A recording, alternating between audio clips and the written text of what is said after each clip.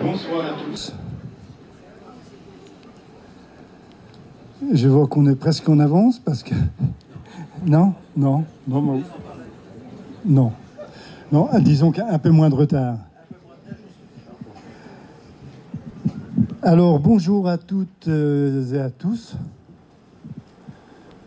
Merci, mais vraiment un merci de tout cœur parce que être aussi nombreux, pour nous, c'est fabuleux. Pour les personnes qui font le déplacement depuis Lyon, malgré des engagements, un travail, comme vous l'imaginez, qui est de tous les instants, qui prennent le temps de venir ici, c'est une reconnaissance également de leur action, de leur implication. Alors, vraiment merci à tous.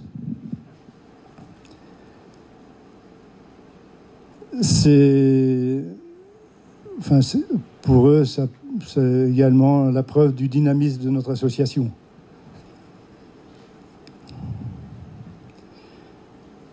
Merci Arnaud, alors tu transmettras à la municipalité de Saint-Symphorien, j'imagine, pour le prêt de la salle, nous chauffer comme ça, on est comme des coqs en pâte. Hein? Surtout aujourd'hui, c'était pas évident. Merci à l'ensemble des municipalités qui, tout au long de l'année, viennent à notre secours pour nous prêter. On leur demande pas la lune, mais c'est parfois des choses toutes simples. C'est un prêt de barrières, c'est un prêt de table, d'un local. Et de ce point de vue, on est gâté de plus en plus tous les ans.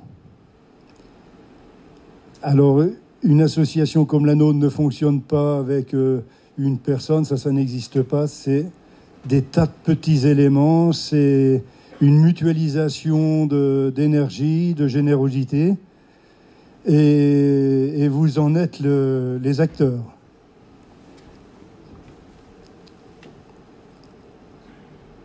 On a même des municipalités, ça on le sait, qui déplacent leurs réunions de conseil pour ne pas déranger notre réunion. Alors, merci particulièrement à eux. Pour débuter les merci, on a également une présence qui nous est indispensable depuis le début, c'est tous les responsables des journaux qui nous font toujours de très très beaux articles. Alors, on a la présence de le JSL avec Madeleine, qui est la représentante de notre région, là, et qui est une fidèle parmi les fidèles. Charlotte, qui fait partie de la famille maintenant de l'association. Et puis, Cécile, de la Renaissance, qui vient également pour parler de tous nos engagements et de tout notre dynamisme. Enfin, notre dynamisme, pour nous, il a au moins une importance, c'est qu'on le met à la disposition partiellement des malades, par l'intermédiaire des médecins. Voilà. Alors, au niveau des intervenants, heureusement, il reste encore les meilleurs. et Dieu sait qu'ils doivent être bons parce que les autres qui devaient venir étaient excellents. Oui, effectivement, on avait annoncé que Madame Durive-Brucker, qui est une psychologue qui est maintenant sollicitée pour présenter le suivi des... Un petit peu, elle a fait des enquêtes sur le suivi des malades après le cancer.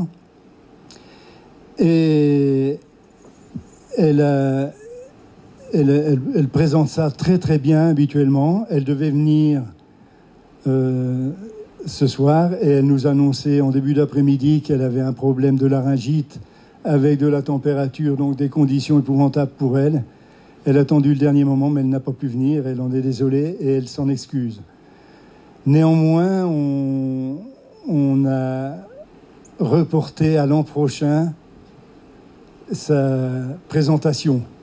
Et elle en était enchantée parce que, bon, elle est désolée pour ce petit incident de parcours. Mais ça, on comprend également qu'elle ne pouvait pas venir. On a également, alors là on est surpris, un jeune qui devait venir témoigner, un jeune qui a été soigné par le professeur Bertrand il y a 18 ans.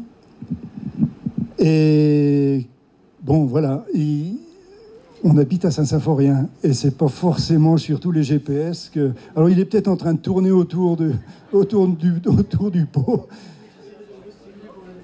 Alors, peut-être qu'il va arriver qu'on sera parti. Bon, on l'attendra un petit peu, voir si... Mais on est désolé parce que c'est certainement qu'il a eu un imprévu ou un dysfonctionnement sur le GPS. Ça peut être que ça. Il était motivé, oui, oui. Mais ceux qui viennent ici, on n'en a jamais vu qui ne soient pas motivés. Mais c'est vraiment... Alors, on y tient parce que c'est quand même un échange de motivation et de faire voir à tous que on patine pas dans le vide, on patine pas pour rien, on pique pas des suées pour... C'est concret. Et notre plaisir, c'est justement de vous faire voir que le concret existe dans notre action. Alors, bien sûr, il y en a beaucoup d'autres qui sont excusés. Christine et Bernard Saunier, Daniel et Christine Lardet qui avaient témoigné, qui a été soigné également il y a quelques années, qui en a pas mal bavé ces 2 dernières années, mais qui est en train de reprendre du jus. Lucie et Alexandre, Sophie et Marc Bourgeois. Alors, Sophie et Marc... Sophie était venue témoigner également, il y a de nombreuses années, peut-être 17-18 ans. Et elle devait venir parce qu'elle a organisé un défi qui a bien fonctionné à Saint-Martin-l'Arbrel. Plusieurs d'entre vous y sont allés. À Saint-Germain-l'Arbrel. Et bon, elle a eu un deuil dans sa famille également, et ça pose bien sûr des problèmes. Brigitte Durif-Brucker, on en a parlé. Et Sophie Dunagève et ses parents qui devaient également venir, mais bon, c'est l'éloignement et puis eux, les conditions d'hiver font qu'ils sont au boulot, comme ils sont en montagne. Alors maintenant, je vais laisser la parole à Arnaud, qui va nous dire 2-3 mots, le maire de notre commune.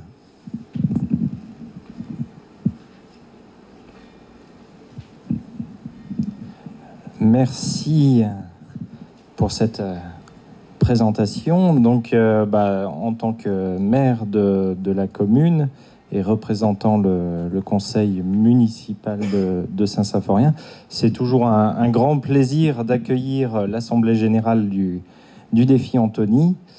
Chaque année, bien sûr, on accueille dans les meilleures dispositions possibles tous les adhérents, et vous êtes encore venus nombreux cette année pour cette assemblée générale. Et puis, comme l'a dit Claude tout à l'heure, voilà, on met un petit peu de chauffage, ça fait pas de mal, surtout aujourd'hui et encore pour les jours à venir. J'ai regardé la météo.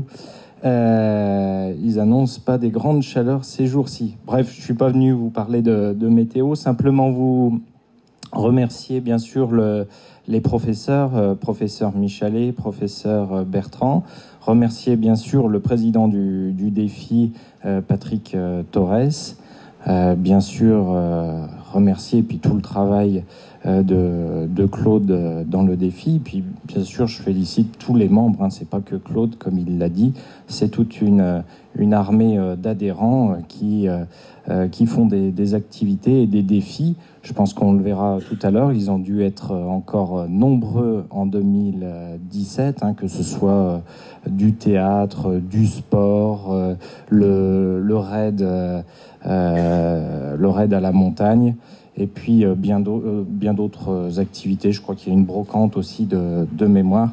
Voilà, donc les activités sont nombreuses et ça permet bien sûr de récolter un maximum de fonds. Je regardais un petit peu les fonds récoltés ces dernières années. On atteignait pas loin de 40 000 euros ces dernières années, et je crois que c'est important de récolter ces fonds pour permettre à la recherche d'avancer. Et puis, moi, ce que je remarque, on discutait avec Claude là à l'entrée, ça fait quelques années que je viens à cette Assemblée Générale. Ce qui est tout à fait intéressant, c'est de connaître via les professeurs les avancées sur la recherche contre la leucémie. Je trouve ça très, très intéressant. Et puis aussi les différents témoignages. Alors malheureusement, cette année, on n'aura personne, mais bon, ça sera peut-être pour l'année prochaine, mais qui sont assez frappants. Je me rappelle de l'année dernière de la petite Vanessa qui était venue exposer sa maladie, et puis grâce à la recherche et à son courage aussi dans cette aventure, plutôt cette mésaventure, eh bien, elle a réussi à s'en sortir, et je crois que c'est important justement de montrer qu'avec l'argent, les efforts faits par des associations comme le Défi Antony permettent de faire progresser la recherche, et derrière il y a des résultats et des gens qui viennent témoigner du sortie d'une longue maladie. Voilà, je ne serai pas plus long. Effectivement, Claude l'a rappelé, il y a les dons des adhérents, il y a les défis qui permettent de récolter de l'argent, il y a aussi quelques subventions des communes.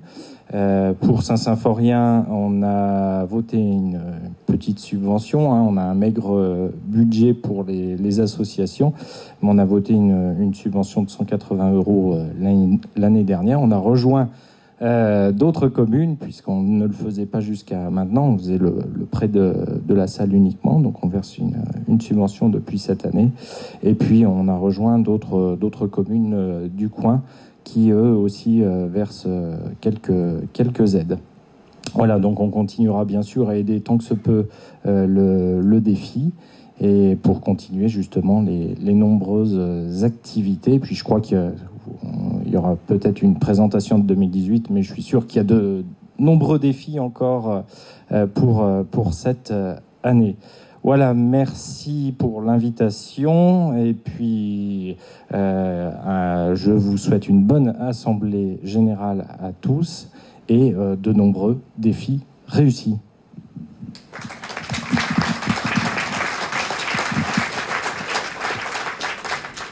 Merci Arnaud. Alors, effectivement, je voulais aussi vous faire remarquer à tous que grâce à nos amis du théâtre de Saint-Symphorien, on a pu installer nos intervenants sur un piédestal. Alors, là, on ne sait pas comment on va faire pour les descendre parce qu'ils sont fiers. Non, mais il me semble que c'est... Et puis on vous voit au moins. Et on les voit, ouais.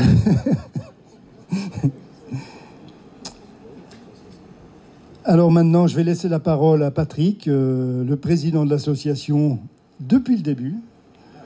Et puis, bon, on en profite, comme il est jeune, ça dure. Merci. Bonsoir tout le monde. Content de vous voir si nombreux encore. Ça réchauffe le cœur. Alors ce soir, je vais vous faire un peu de fiction. On va parler d'imaginaire et vous allez voir, c'est pas coton. Donc, imaginez donc que par une chaude après-midi d'été, avec un ciel très bleu sans l'ombre d'un nuage, qu'un éclair très vif, suivi d'un coup de tonnerre très puissant, vienne secouer notre bonne vieille planète Terre. Il a de quoi avoir peur. Mais les gens du défi Anthony, eux, curieusement, n'ont pas peur. Ils sentent comme un petit pincement au cœur. Et bientôt, une idée tenace naît en eux, suivie d'une envie irrésistible.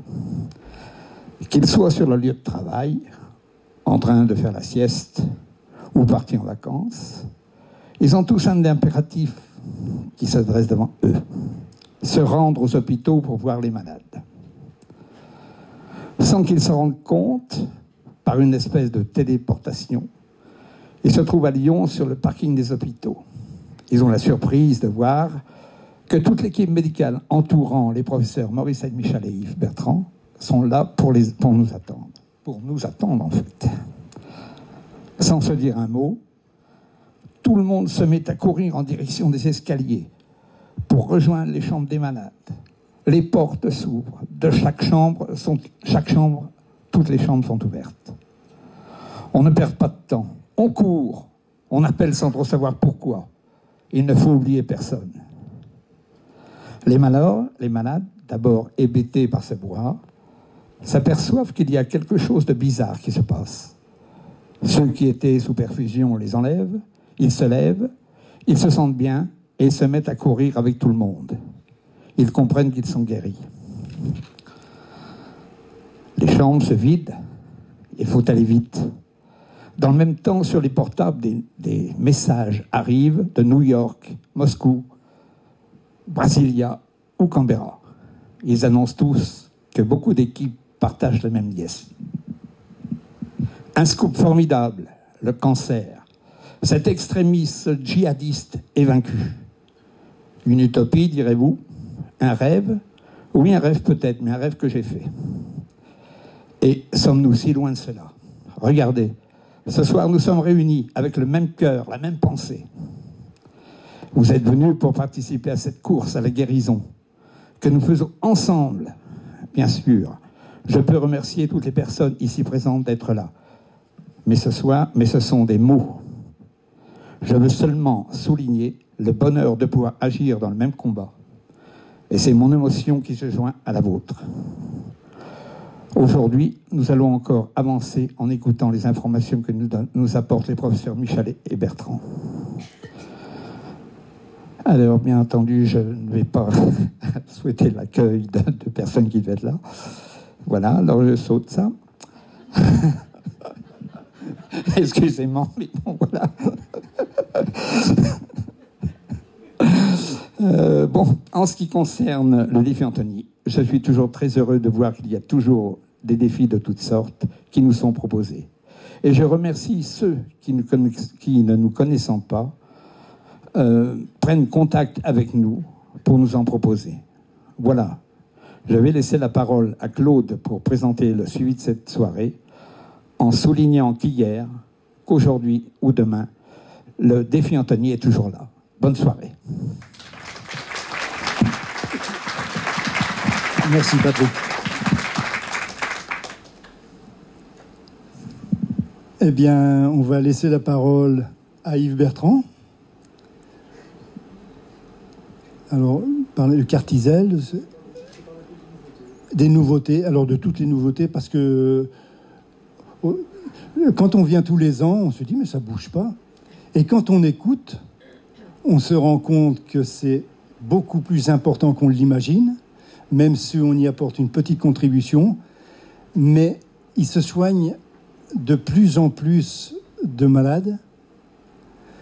Et on a autour de nous toujours l'impression qu'il y en a plus qui sont... Et puis ça, c'est vraiment... Mais sachez également qu'à force de diagnostiquer de plus en plus pointu, eh bien, on découvre les moindres petits problèmes ou gros problèmes, alors qu'avant, on n'en parlait pas et on les ignorait. Alors aujourd'hui, il faut être conscient que beaucoup sont soignés, mais que de nombreux d'autres qui n'étaient ignorés sont décelés maintenant. Voilà, alors à vous la parole. Je vais mettre un petit peu par là, oui. Donc bonsoir à tous. Oui, donc c'est un très grand plaisir d'être encore ici avec autant de monde, comme je le soulignais avec monsieur et madame Vernet et monsieur le président de l'association. Donc c'est toujours impressionnant de voir que vous êtes toujours aussi nombreux depuis tant d'années pour nous écouter, pour vous donner les nouveautés concernant les traitements des leucémies et des cancers. Donc j'ai préparé aujourd'hui uniquement 2 diapositives. Vous voyez que je ne vais pas vous noyer sous les images, mais pour vous parler un petit peu des progrès qui sont faits, parce que c'est vrai qu'il y a des progrès. On est en train de vivre une véritable révolution. Et alors que durant toutes ces dernières années, le traitement des cancers et des leucémies reposait uniquement sur la chimiothérapie, la radiothérapie, la chirurgie, comme on vous en a parlé déjà avec Morissette Michalet ces dernières années, on vit une révolution avec des thérapeutiques nouvelles qu'il faut commencer à apprivoiser. Donc d'une part l'immunologie dont on vous a déjà parlé et que je vais vous résumer sur une seule diapositive qui est celle-là. Donc je ne sais pas si on peut mettre en plus gros. Donc on est en train de réaliser que finalement dans notre organisme, on a tous les moyens qu'il faut pour essayer de lutter contre les cellules cancéreuses ou les cellules leucémiques, et que finalement le fait de faire de la chimiothérapie, des rayons, des choses comme ça, c'est des choses qui sont relativement lourdes, qui permettent encore à l'heure actuelle de traiter beaucoup de patients, mais qu'on peut essayer d'essayer de traiter le cancer de façon plus intelligente. Et donc on s'est aperçu peut-être que de stimuler le système immunitaire, on a un système immunitaire qui est fait pour nous défendre contre les infections, pour nous défendre contre le cancer. Et peut-être que ce système est en faillite à partir du moment où la maladie se développe. Et donc, il y a énormément de recherches. Il y a plusieurs centaines d'essais cliniques actuellement dans les différents cancers et dans les leucémies sur cette immunothérapie dont on a déjà parlé. Et le petit schéma que je vous montre ici vous montre les différentes modalités qu'on a pour agir sur la cellule cancéreuse. La cellule cancéreuse, c'est la grosse cellule au milieu que vous voyez en bleu, et qui prolifèrent. Donc jusqu'à présent, on tapait uniquement dessus avec des chimiothérapies, des rayons. C'était notre seule solution pour arriver à guérir des patients. Et on continue bien entendu à utiliser toutes ces méthodes. Mais l'avenir, et c'est vraiment actuel, puisque c'est vraiment des médicaments qu'on utilise, c'est d'essayer de détruire ces cellules. Donc pas par la petite partie que vous voyez, les petites cellules comme ça, c'est par des anticorps. Donc on a réussi avec l'industrie pharmaceutique à fabriquer des anticorps qui vont directement détruire la cellule cancéreuse. Et ça, le plus ancien des anticorps qui existent s'appelle le rituximab, un anticorps qui est dirigé contre une molécule qui était exprimée par certains lymphomes. Et ça, les réussites maintenant, donc depuis plusieurs années, sont connues avec ce type de médicament, donc l'anticorps anti-CD20, le rituximab.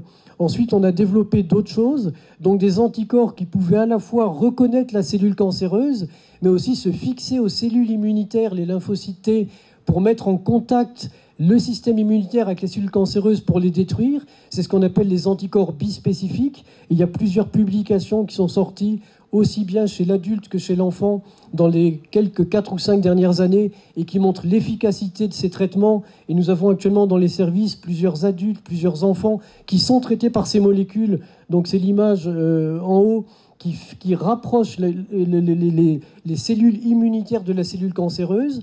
Ensuite, on a eu des thérapies cellulaires qui se sont développées, on en a parlé, les CAR T-cells, donc des cellules immunitaires T qui sont génétiquement modifiées en laboratoire et des cellules qui vont être éduquées pour tuer le cancer. Et je vais vous donner des nouvelles de la première petite fille qui a été traitée aux États-Unis il y a maintenant 6 ans. C'était le premier exemple qui a été présenté. Une petite fille qui était en 5e ou 6e rechute de leucémie, qui était en traitement palliatif. Elle a eu l'application de ces cellules immunitaires que l'on a modifiées génétiquement en laboratoire, que l'on a éduquées pour lutter contre sa leucémie. Et 6 ans après, cette petite fille va bien. Et depuis, des centaines de patients ont été traités, d'abord essentiellement en pédiatrie, mais maintenant aussi chez l'adulte. Donc on a eu d'énormes difficultés, comme vous vous en doutez, pour avoir cette thérapeutique en France, du fait des contraintes techniques, d'injecter des cellules modifiées génétiquement. Donc c'est comme des OGM, de la thérapie génique. Mais actuellement, donc, quelques patients en pédiatrie ont pu être traités à Paris ces dernières années. Et on va voir ces molécules qui vont arriver dans le service dans le courant de l'année 2018. Donc pour nous, c'est une véritable révolution parce que ça va permettre de traiter des patients qui résistent à la chimiothérapie. Et donc on éduque le système immunitaire, le propre système immunitaire du patient pour traiter ces leucémies. Et donc c'est véritablement énorme. Et on va pouvoir traiter des leucémies, des lymphomes, demain éventuellement des cancers, puisqu'on arrivera sans doute à diriger ces cellules immunitaires contre différents antigènes tumoraux qui sont de plus en plus détectés à l'heure actuelle. Donc c'est vraiment le problème des CAR T-cells donc, qui sont marqués en haut. Et puis encore un autre moyen qui existe. On s'est aperçu également, essentiellement en cancérologie là, de tumeurs solides, mais ça commence aussi à arriver dans les maladies de Hodgkin et dans certains lymphomes, et demain ça va venir dans les leucémies. On s'est aperçu que si les cancers et si les leucémies se développent, c'est aussi parce que le système immunitaire bloque la reconnaissance de la cellule tumorale, et on a développé des anticorps qui sont dirigés contre ces molécules, qui s'appellent PD-1 et PD-L1, donc des molécules qui bloquent la reconnaissance du système immunitaire de la cellule cancéreuse et qui empêchent nos cellules immunitaires de détruire le cancer. Et donc de plus en plus d'essais cliniques se développent, et on a utilisé ça déjà chez l'enfant et chez l'adulte, des molécules qui bloquent la reconnaissance, donc on bloque 2 fois pour permettre au système immunitaire d'attaquer les cellules tumorales. Et donc on a d'énormes espoirs actuellement, que ce soit dans les lymphomes, les leucémies, les mélanomes, les tumeurs du poumon. Donc énormément de cancers peuvent être soumis à ces traitements immunothérapiques, donc les anticorps nus, les anticorps bispécifiques, les cellules T génétiquement modifiées, les bloqueurs du système de reconnaissance des tumeurs. Mais comme vous vous en doutez, c'est des centaines de molécules qui sont développées par le laboratoire, de nombreux essais cliniques qu'il faut apprendre à gérer. Et alors que depuis une quarantaine d'années, on était habitué au traitement chimiothérapique, on traitait les patients adultes ou enfants par des chimiothérapies, par des rayons, par différents traitements, puis les tumeurs par des traitements chirurgicaux. On est en train d'avoir à notre disposition énormément de molécules, énormément de traitements. Et je dois dire, grâce au progrès dont on vous a parlé ces dernières années, notamment dans les leucémies de l'enfant, on arrivait à guérir par la chimiothérapie 90% des cas. Actuellement, les 10% qui restent, il faut apprendre à les traiter par ces molécules qui nous sont proposées. Et dans la mesure où peu d'enfants rechutent, heureusement, actuellement de ces traitements, ça fait beaucoup de molécules qui sont proposées, beaucoup de nouvelles voies thérapeutiques qu'il faut apprendre à maîtriser, à connaître. Et tous les protocoles que nous développons en pédiatrie sont des protocoles qui sont développés au niveau européen, au niveau mondial. Et donc, ça fait beaucoup d'essais cliniques à développer. On essaye de trouver le médicament le plus efficace, le moins toxique. Et donc, c'est beaucoup de recherche encore. On en est au balbutiement de ces traitements. Et j'espère que dans les 10 ans ou 20 ans qui viennent, ça sera de la routine et que les patients pourront être traités comme dans le rêve qui nous a été proposé, avec des traitements plus simples qui permettront aux patients de rester moins longtemps hospitalisés et de guérir plus rapidement. On a déjà eu des miracles avec ces quelques enfants qui ont pu guérir avec une injection de cellules T modifiées et qui 3 mois plus tard, alors qu'ils étaient en traitement palliatif, se retrouvaient à l'école et menaient une vie normale. Donc je pense que le rêve pourra devenir réalité dans les années qui viennent. Et on a vraiment beaucoup d'espoir dans cette immunothérapie et de nombreux protocoles actuellement se développent. On a, entre guillemets, plus de molécules finalement que de patients qui rechutent dans les services de pédiatrie. Donc c'est difficile et on espère plus tard, une fois qu'on aura réussi à traiter les patients qui rechutent de ces maladies, arriver à introduire ces immunothérapies en première ligne pour essayer de diminuer le poids des chimiothérapies. Donc il y a une énorme recherche qui s'engage, une énorme espérance aussi dans des traitements plus efficaces. Et donc vous êtes partie prenante de tous ces projets parce que vous nous aidez au jour le jour dans tous ces projets qu'on mène. Et comme on le disait avec monsieur et madame Vernet juste avant de venir, vous êtes peut-être lassés de voir toujours un petit peu les mêmes têtes. Donc on va essayer de venir avec des collègues plus jeunes qui pourront vous détailler dans les années qui viennent tous les protocoles de recherche qui sont en cours pour mieux comprendre la cellule souche leucémique, mieux comprendre comment se développe la maladie, de manière à pouvoir développer des traitements plus efficaces. Et alors qu'il y a quelques années encore, tout ça c'était de l'utopie, tous les médicaments qui sont représentés ici, soit les anticorps directs, soit les anticorps bispécifiques, les cellules T modifiées, les anticorps anti-PD-1, PD-L1, tout ça c'est du domaine du concret. Il y a beaucoup d'essais cliniques actuellement qui se développent et donc c'est quelque chose que l'on fait au jour le jour, alors que c'était uniquement, il y a 2 ou 3 ans, quand on vous en parlait, uniquement des projets. J'ai plusieurs enfants actuellement dans le service qui reçoivent ces différents traitements et donc il y a vraiment un progrès énorme et grâce à vous, grâce à tous les défis qui ont été faits toutes ces années et que vous continuez à faire de façon surprenante, de façon aussi efficace. À chaque fois, c'est un étonnement pour moi de voir que vous êtes aussi nombreux et que les défis sont toujours aussi importants. Grâce à ça, vous nous aidez. On arrive à développer ces nouveaux traitements, en faire bénéficier tous les patients que nous prenons en charge. Donc ça, c'était pour la première diapositive. Donc l'immunothérapie. Et quel que soit le cancer, quel que soit le traitement, qu'on soit chez les adultes, chez les enfants, tous ces traitements sont amenés à être efficaces, à être développés. De la même façon qu'on a appris dans les années 50, 60, 70, 80 à améliorer la chimiothérapie, ce qui a permis d'améliorer les guérisons effectivement, mais maintenant on a à apprendre des nouvelles thérapeutiques qui n'existaient pas dans les années précédentes et arrivent à les utiliser mieux pour en faire bénéficier le maximum de patients. Et on a confiance dans ces traitements qui, on l'espère, pourront arriver un jour à détruire, éradiquer les différentes formes de cancer. Et l'avantage de ces traitements, c'est que ça stimule le système immunitaire et que ça s'adresse à tous les types de cancers indifféremment. Et le deuxième traitement dont je voulais parler, la deuxième diapositive, vous voyez que je n'ai pas été trop long en diapositive, c'est les thérapies ciblées. Parce que ce n'est pas parce qu'il y a un mode de recherche intéressant qui donne des résultats, qui est cette immunothérapie, qu'il faut laisser tomber le reste. On en a parlé aussi à plusieurs reprises au cours des dernières années, des dernières présentations qu'on vous a faites concernant les leucémies et les cancers. Si une leucémie survient, si un cancer survient, c'est qu'il y a des modifications acquises génétiques. Je vous avais montré des images de l'ADN au niveau des différentes cellules. Donc il y a des modifications génétiques de la cellule qui fait qu'une cellule va devenir cancéreuse. Et actuellement, un autre gros projet que l'on a, et qui est déjà actif au niveau européen, et plus de 250 enfants, je vais parler surtout pour les enfants ici, ont été inclus dans ces projets qui s'appellent MAPI-ACT. C'est que chaque fois qu'une tumeur récidive, que ça soit chez l'enfant un neuroblastome, un ostéosarcome, une leucémie, un lymphome, chaque fois qu'une maladie revient, on a pris le défi, nous aussi on a nos défis, avec les généticiens, de séquencer complètement, c'est-à-dire qu'on établit totalement la séquence de l'ADN de cette tumeur. On essaye de voir toutes les cibles possibles, tous les gènes qui ont été modifiés, parce que malheureusement, on en parlait tout à l'heure aussi, il n'y a pas un seul gène responsable du cancer, sinon ça serait trop simple et ça serait longtemps que la maladie serait éradiquée. Mais pour chaque cancer, chaque type de une tumeur du poumon, une leucémie, un lymphome, à chaque fois, c'est des centaines de gènes potentiels qui peuvent être modifiés. Donc on a pris le parti avec les laboratoires. Donc là, on s'aide notamment à l'IHOP de la plateforme de génétique du Centre Léon Bérard. À Villejuif, il y a une plateforme de génétique. Donc on met en collaboration tous ces chercheurs qui travaillent sur la génétique des tumeurs. On fait un séquençage complet des cellules tumorales pour comprendre quels sont les gènes qui sont mutés. On essaye de voir si à chaque gène muté correspond un médicament qui a été développé, et avec des réunions de concertation biologistes, médecins hebdomadaires. Toutes les semaines, c'est des réunions sur tous ces cas. On essaie de voir s'il n'y a pas une cible qui pourrait être traitée par un traitement. Donc on vous a parlé déjà de la cible largement utilisée, notamment des inhibiteurs de tyrosine kinase dans les leucémies myéloïdes chroniques, qui a été la révolution de cette maladie dans les années 2000. Depuis, ont été définies des dizaines de cibles thérapeutiques. Donc on a des dizaines de médicaments qui peuvent cibler telle ou telle altération. Et en fonction de l'altération génétique que présentent les patients, on essaye de donner des traitements ciblés là où la chimiothérapie a échoué.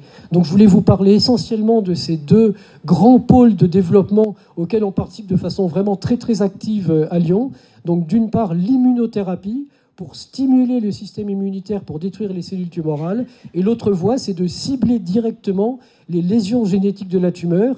Et ce qui n'était qu'un espoir, ce qui n'était que de la recherche il y a quelques années, devient réalité. Et un certain nombre d'enfants, malheureusement pas tous, parce qu'on n'a pas non plus des médicaments dirigés contre toutes les cibles, mais tous les enfants que l'on prend en charge et qui ont des anomalies des anomalies de l'ADN qui peuvent être ciblées par des traitements bien particuliers, font l'objet d'études internationales et peuvent être traités directement. Donc c'est vraiment les deux gros progrès que l'on a eu ces dernières années et qui sont maintenant passés en pratique courante. Toutes les semaines, on a ces réunions pour discuter des thérapeutiques ciblées. Donc ce qui était un rêve il y a quelques années, et comme le soulignait Patrick, c'est devenu une réalité. Donc on est vraiment dans cette thérapeutique, mais comme c'est des nouveaux médicaments, de la même façon qu'on a appris les chimiothérapies, et je vous rappelle qu'il y a 50 ans, on ne guérissait que 10% des leucémies de l'enfant, on en guérit 90% avec la chimiothérapie. On espère que dans les 10 ou 20 ans qui viennent, il y aura les mêmes progrès dans la connaissance des thérapies ciblées, les mêmes progrès dans les traitements immunothérapiques, et qu'on arrivera de cette façon-là à guérir tous les patients avec ce type de traitement, et ensuite introduire ces traitements en première ligne pour diminuer le poids des chimiothérapies et des traitements lourds qu'on faisait jusque-là. Donc on est vraiment dans cette révolution thérapeutique des leucémies et des cancers. Et encore une fois, grâce à votre aide, on peut avancer, on peut progresser dans la connaissance de ces maladies. Il y a vraiment des nouvelles thérapeutiques qui sont envisageables pour les années qui viennent. Donc voilà ce que je voulais vous dire aujourd'hui et je suis à votre disposition si vous avez des questions, parce que je n'ai pas fait, comme vous avez vu, beaucoup de diapositives, mais je voulais insister sur ces 2 points qui sont complémentaires, mais qui nous remettent à l'école. On redevient, il faut qu'on apprenne des traitements qu'on ne connaissait pas. On a traité les patients pendant des années avec des thérapeutiques qui étaient connues, qui étaient établies, que nos maîtres nous avaient enseignées. Maintenant, il faut imaginer l'avenir et essayer d'utiliser au mieux tous ces nouveaux traitements que l'on a à nos dispositions, avec parfois plus de nouveaux traitements que de maladies. Donc voilà ce que je voulais vous dire aujourd'hui, et en vous remerciant encore tous pour votre accueil et pour l'aide que vous nous apportez tous les jours pour cette recherche au service des patients. Donc merci beaucoup. Et si vous avez des questions, je suis à votre disposition. On pourrait faire quelque chose d'un peu interactif, donc si vous avez des questions, soit après l'intervention de Morissette Michalet, soit tout de suite, on peut éventuellement répondre aux questions que vous vous posiez, ce qui permettrait d'être plus interactif.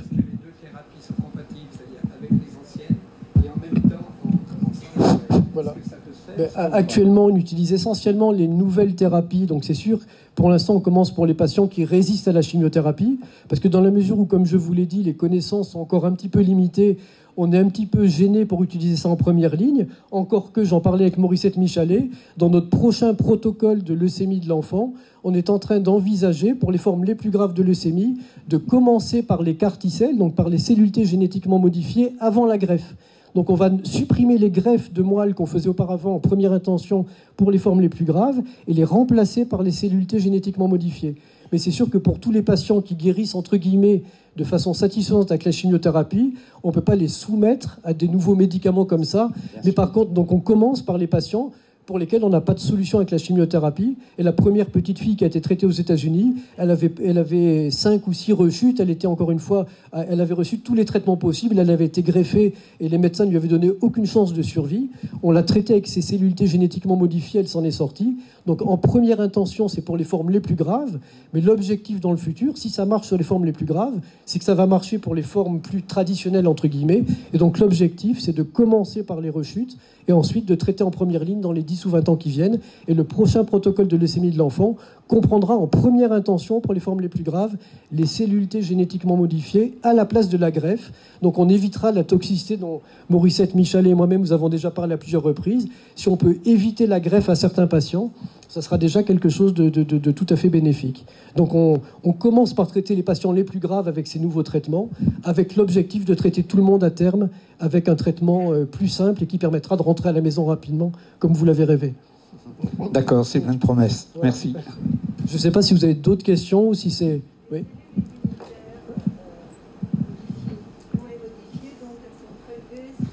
C'est ça, donc on prélève les cellules du malade, que le malade ait été greffé antérieurement ou pas. Donc ça s'adresse à la fois pour des patients qui sont réfractaires en première ligne que pour des patients qui ont été greffés. Donc on prélève les cellules du patient, ensuite on les envoie dans un laboratoire spécialisé qui va introduire un gène qui permet d'exprimer un récepteur qui va lutter contre la cellule tumorale, et ensuite on réinjecte les cellules au patient.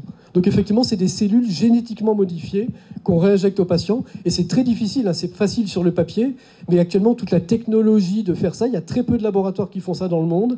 Ensuite, il faut réinjecter, avoir l'autorisation, c'est ça qui est le plus long, d'utiliser des cellules génétiquement modifiées pour réinjecter au patient. Donc il y a d'énormes précautions qui sont prises, et ce qui ralentit tout ça, effectivement, c'est le suivi de ces cellules, la qualité du produit qu'on va réinjecter au patient, parce qu'on ne peut pas se permettre la moindre contamination infectieuse ou quoi que ce soit. Donc la plus grande difficulté, c'est pas tellement la technique de réintroduire des cellules des gènes dans les cellules, ça on sait faire, avec des rétrovirus, il n'y a aucun problème.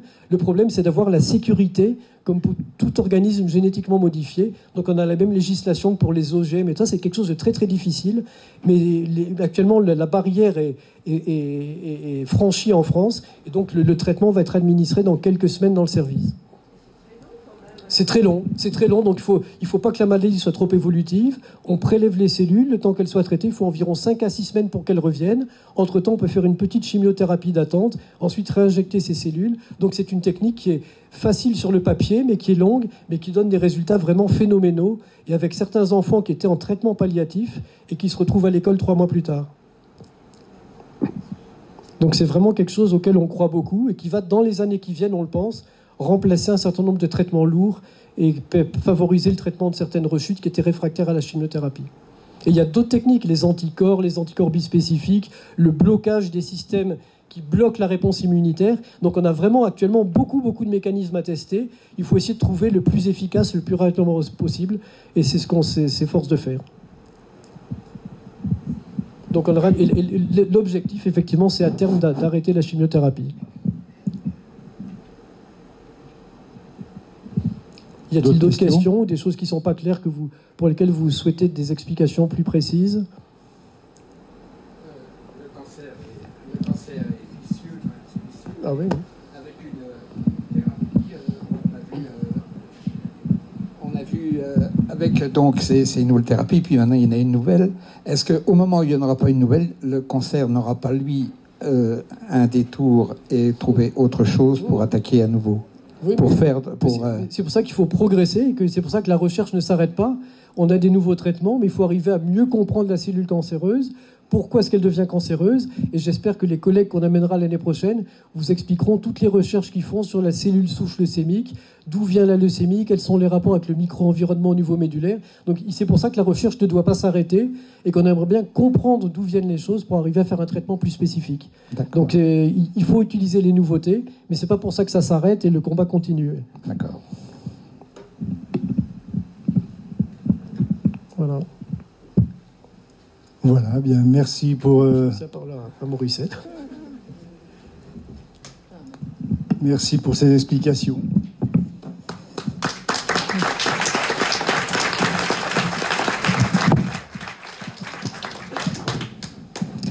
Bon, ben moi aussi, je suis très très heureuse d'être ici, toujours dans la nuit, toujours dans la froidure, pas de neige pour cette fois-ci. Traversant ces fameuses forêts noires et mystérieuses.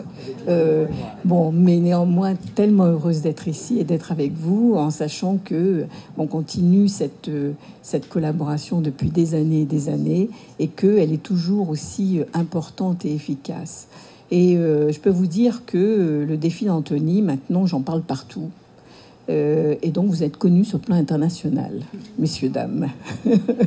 C'est-à-dire que quand on est aux États-Unis ou quand on parle de nos associations, des gens qui nous aident, et le défi d'Antony, on le cite.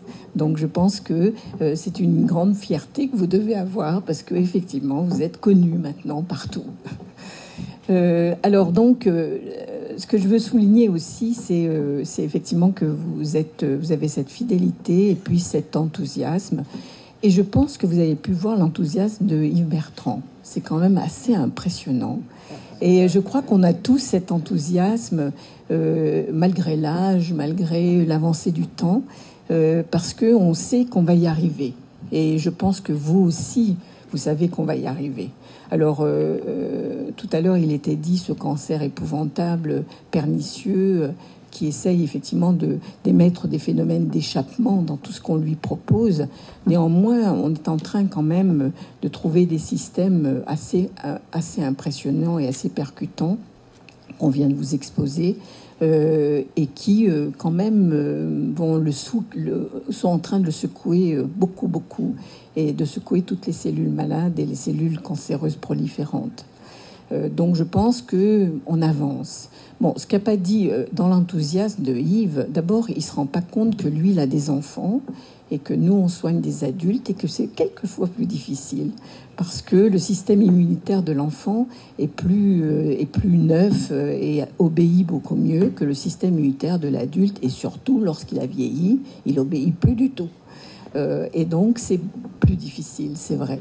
Et donc là, je pense que toutes ces thérapies dont il va parler, bien sûr, heureusement, l'adulte peut en profiter, l'adulte âgé également peut en profiter, mais c'est vrai que c'est certainement plus compliqué à ce niveau-là, et il faut quand même garder la notion que la chimiothérapie existe. De toute façon, elle existe toujours en première ligne. Et effectivement, toutes ces thérapies arrivent après sur des patients qui n'ont plus éventuellement de possibilités. Et ça, c'est une merveille. Parce qu'effectivement, sauver des enfants qui étaient en 5e ou 6e ligne, ou sauver des adultes qui sont en 5e et 6e ligne, où il n'y a plus aucune possibilité, c'est une merveille. Et donc, ça montre, et les taux de réponse sont des taux qui sont effectivement impressionnants. Et donc, c'est pour ça que ces thérapies, il faut arriver à les monter en première ligne de traitement. Et c'est là où on aura des résultats très spectaculaires. Mais tout ça va demander beaucoup de temps, parce que, comme l'a dit Yves, il faut apprendre à manipuler ces cellules, ces molécules. Il faut apprendre à manipuler des complications potentielles qu'elles peuvent induire. Il faut apprendre à manipuler le moyen terme et le long terme. Est-ce que la réponse magnifique qu'on observe là va durer? Alors c'est vrai que cette année, c'était quand même assez impressionnant parce que on commence à avoir des réponses extrêmement durables. Et cette petite fille qui a maintenant 6 ans pratiquement, elle montre que 6 ans après, les cellules ont fait leur travail. C'était une seule injection de cellules, elles ont fait leur travail et que ce travail a l'air d'être définitif. Donc ça, c'est très impressionnant. Donc, mais ces cellules-là, effectivement, faudrait les utiliser plus en amont. Et vous êtes là pour nous aider à l'accès. Je vous l'ai toujours dit, au niveau de la recherche clinique, c'est l'accessibilité à ces thérapeutiques nouvelles, par le biais de la recherche, par le biais des centres qui sont aidés dans la recherche et qui peuvent à ce moment-là développer des essais cliniques et donner l'accessibilité aux patients de ces molécules, de ces cellules. Alors, ce que Yves a aussi pas dit, c'est le coût. Le coût est terrible. Sur le plan du coût de ce type de thérapie. Et justement, il va falloir le rendre accessible. Bon, on cite, parce que je crois qu'il faut le citer, c'est plus de 400 000 € l'injection cellulaire. Donc, c'est vrai que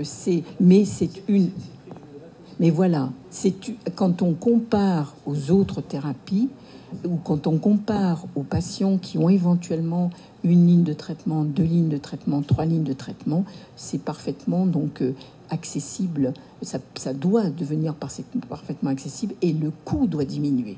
Donc on doit faire un lobbying aussi pour faire diminuer ces coûts et permettre à ce moment-là de soigner naturellement tous les patients. Il n'est pas question de ne pas soigner tous les patients qui en ont besoin. Et c'est ça c'est là où il faut qu'on travaille.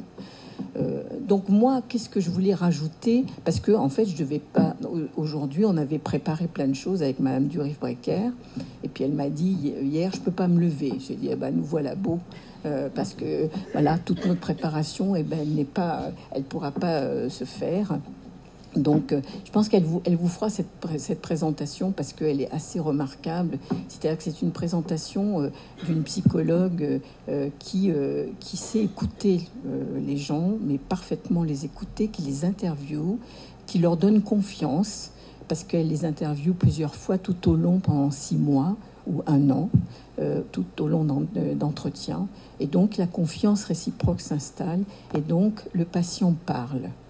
Et parle de tout ce qu'il ressent.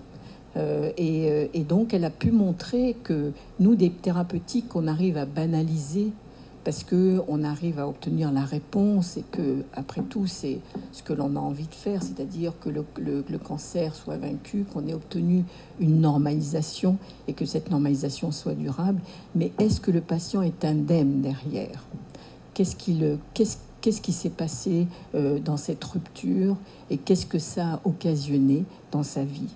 Et donc, c'est là où elle nous démontre qu'on ne peut pas banaliser les choses actuellement dans ce domaine-là, parce qu'elle a eu des témoignages, elle a des témoignages qui sont impressionnants, où le malade a pu parler et en disant que une chimiothérapie intensive, c'est effrayant. Ça peut être effrayant à vivre et ça peut effectivement donner des complications dans l'esprit, dans le comportement, dans la désinsertion sociale et professionnelle assez important. Donc, et quelquefois très important que nous, on minimise parce qu'on est content du résultat. Et donc ça, je pense que c'est hautement à prendre en considération et je pense que tout ce qu'elle vous apportera par ces interviews, je pense que c'est très important pour que vous le ressentiez vous aussi. Et vous savez très bien que l'an dernier, moi, je vous avais proposé ce programme qui et je peux vous dire que ça y est, ça débute réellement.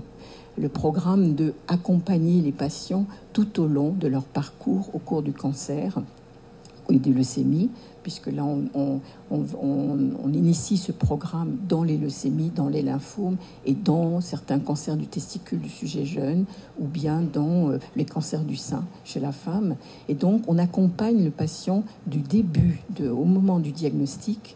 On essaye de voir pendant la période active du traitement, mais là, il n'est pas très réceptif de la suite, parce qu'il est trop préoccupé par son diagnostic, par la lourdeur du traitement. Donc on ne peut pas lui parler tellement d'autre chose que de son traitement. Donc là, on essaye de voir ce qui se passe, et puis ensuite on l'accompagne pour l'après, après son traitement, et surtout donc en l'accompagnant sur le plan organique, savoir si ses reins vont bien, si ses poumons vont bien, si son cœur va bien. Tout ça accompagne la vie, et donc il faut absolument voir s'il y a une intégrité à ce niveau-là, ou bien éviter la complication par la prévention à ce moment-là. On va l'éduquer sur le plan physique, en créant donc des programmes d'activité physique. Et comme vous le savez, tous, vous devez faire de l'activité physique, tous. Et ça, c'est tout à fait prioritaire dans une vie et pour maintenir la vie à long terme. Et donc là, il y a un vrai programme personnalisé d'éducation physique et d'adaptation physique. Et puis ensuite, on s'occupe aussi du psychisme et de la réinsertion professionnelle. Donc grâce à vous, parce qu'on n'aurait pas pu le faire, parce qu'on n'a pas l'argent, actuellement l'État ne paye pas ça. Donc il fallait qu'on arrive à commencer par de l'argent. On ne l'avait pas, vous nous l'avez donné, donc on commence le programme. Et donc on commence les premiers malades en mars. Donc je vous tiendrai largement au courant de la suite de ce programme, mais ça y est, il commence. Donc c'est du concret. Alors après, moi, je m'étais dit, mais de quoi je vais leur parler? Vous voyez, j'ai déjà parlé de beaucoup de choses, parce que ça vient tout seul, parce que vous êtes là et que vous m'incitez à le faire. Mais il y a aussi, je voulais compléter ce qu'a dit Yves par rapport à la Société américaine d'hématologie. Alors j'avais envie de vous parler en anglais, puis j'ai dit ben non, je vais pas le faire quand même. Je vais pas leur imposer ça. Voilà, alors j'ai marqué. Alors on posera que cette diapo parce que les autres sont trop. J'ai pas eu le temps du tout de les simplifier, donc après ça devient trop compliqué. Et c'est dommage parce que on peut dire les choses très simplement après tout. Mais c'est pour vous montrer. On était à Atlanta donc en décembre. Et ben, il y avait de la neige et c'est très rare à Atlanta. Et donc c'est vrai que les gens étaient assez effarés de ce qui se passait. Mais bon, nous, ça nous a pas tellement étonnés, ce genre d'affaires. Bon, alors, qu'est-ce qui s'est passé? Effectivement, Yves l'a dit, il se passe des choses absolument ahurissantes dans le sens de toute cette thérapie nouvelle, qui est effectivement la thérapie dans le domaine de l'immunothérapie, de dompter ce système immunitaire dont on a profondément besoin, parce que le système immunitaire, c'est ce qui permet la guérison. Parce que vous avez une chimiothérapie première, vous détruisez la cellule leucémique. Si vous n'avez pas derrière, vous n'allez pas avoir de la chimiothérapie toute votre vie. Et si vous n'avez pas donc derrière un relais, la maladie va revenir. Et c'est le problème des rechutes. Et c'est pour ça que le système immunitaire est tellement important. Bon, un principe qui nous permettait de contrer un peu ce problème, c'était de greffer un système immunitaire, et heureusement ça continue à exister parce que ces thérapies sont encore complètement nécessaires.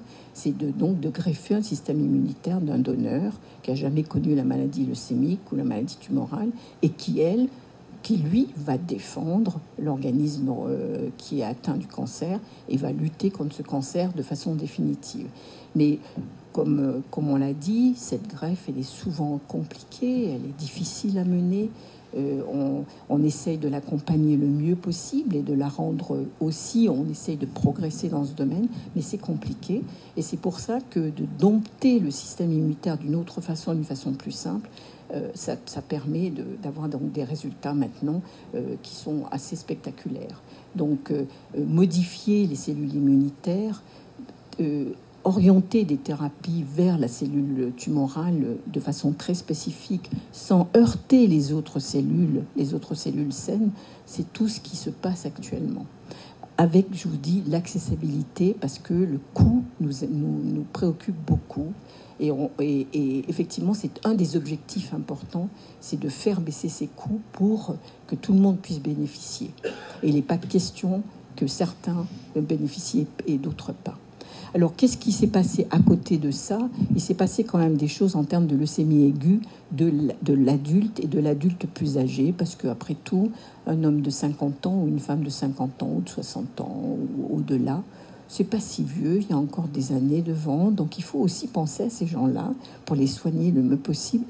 Et la leucémie aiguë reste difficile à cet âge-là. Donc là, on doit progresser, parce qu'on a fait d'énormes progrès chez l'enfant, d'énormes progrès chez l'adulte jeune. Chez le sujet plus âgé, c'est plus difficile. Donc c'est vrai que là, on a à progresser. Donc ces thérapies nouvelles, on va les faire venir aussi chez l'adulte plus âgé, mais on essaye aussi de trouver d'autres solutions. Et d'autres solutions, c'est par exemple avoir des agents qui sont des agents non chimiothérapiques, mais qui agissent au niveau de la multiplication des cellules leucémiques. C'est ce qu'on appelle des agents hypométhylants. Et ces agents hypométhylants sont maintenant très utilisés dans la leucémie aiguë. Ça a donné des résultats qui sont des résultats intéressants, mais qui ne permettaient pas de guérir. Donc c'était pas effectivement ce qui nous convenait, puisque ce qu'on veut avant tout, c'est de guérir le patient, parce que de lui permettre une vie chronique, c'est déjà bien de prolonger la vie, mais d'être dépendant d'un traitement, c'est aussi pas faisable à long terme. Donc ces agents-là, en fait, on les a associés à la chimiothérapie, c'est-à-dire qu'on fait une chimiothérapie première qui permet de normaliser la moelle osseuse, de détruire les cellules leucémiques, et on ajoute ces agents hypométhylants, qui sont en fait des agents qui agissent au niveau de l'ADN et de la multiplication des mauvaises cellules. Et on s'est aperçu qu'en faisant ces traitements d'entretien avec ces agents-là, on avait des résultats on faisait diminuer considérablement les rechutes. Donc ça a été déjà une première chose, et une première chose très simple après tout, qui est donc l'utilisation d'un traitement qu'on utilise maintenant de façon extrêmement fréquente, mais qu'on a mis en stratégie de façon différente et qui a apporté ses fruits à ce niveau-là. D'autres choses, c'est, on vous l'a dit, les thérapies ciblées. Et les thérapies ciblées, c'est au niveau d'aller chercher des modifications des gènes. Comme il vous l'a dit, on séquence les gènes actuellement dans les cellules leucémiques, et il y a donc des mutations de gènes, il y a des délétions, des diminutions des parties de gènes qui font en fait que la cellule est instable et qu'elle devient monstrueuse et qu'elle se multiplie. Et donc on arrive maintenant à avoir éventuellement des antigènes, si vous voulez, des molécules qui vont contre ces gènes anormaux, et qui donc ont un pouvoir par rapport à la cellule leucémique. C'est pour ça qu'on dit thérapie ciblée, parce qu'on va sur le gène anormal et on va donc détruire la cellule leucémique par ce biais-là. Si ce n'est qu'on a essayé en monothérapie, c'est-à-dire d'utiliser ces molécules toutes seules, elles sont très efficaces, elles normalisent, mais ça ne dure pas. Donc actuellement, ce qui est fait, c'est d'associer la chimiothérapie à ces molécules ciblées dans les leucémies aiguës myéloblastiques de l'adulte et aussi de l'enfant. On a notamment un gène qui s'appelle le FLT3, et on a fabriqué des anti-FLT3 et qui sont extrêmement efficaces en association avec la chimiothérapie. Donc ça aussi, c'est très prometteur, parce qu'on a cette possibilité d'associer maintenant une molécule et qui donne maintenant des espoirs au moment de la chimiothérapie et au moment de l'entretien du traitement. Et puis aussi, ce qui s'est passé d'important dans cette société américaine en termes d'association à la chimiothérapie, c'est qu'on a utilisé une autre molécule ciblée qui, elle, agit au niveau de la mort cellulaire. C'est-à-dire que la cellule tumorale, elle prolifère et puis elle ne meurt pas. Donc il faut induire sa mort. Et on a maintenant des agents qui vont induire sur la mort cellulaire. Et donc là, on a découvert une molécule que l'on utilise particulièrement dans les leucémies chroniques, comme les leucémies lymphoïdes chroniques, qui ont montré qui a montré une efficacité assez redoutable dans cette maladie et que l'on a introduit par hasard dans la leucémie aiguë.